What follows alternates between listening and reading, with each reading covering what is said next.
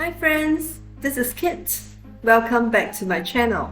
Today I'm sharing with you a very simple piece, abstract sunflower watercolor painting. I am using reverse painting technique this time. Hope you can be inspired after watching my video and pick up your paint brush. Okay, let us start.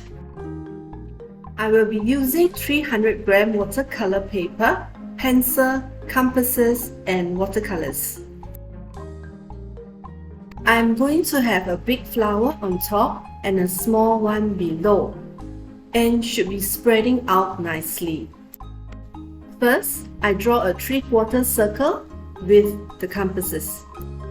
I roughly mark where I want the petals to be. I was unable to make my camera focus on the white background, so I cannot show you how I sketch, but this is the completed one.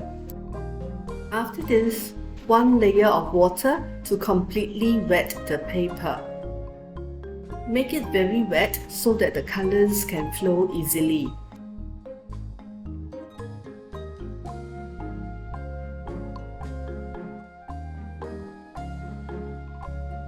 Now I drop in the colors. Okay, and from here onwards, there is not much explanation needed. Just simply watch the process and enjoy the flow.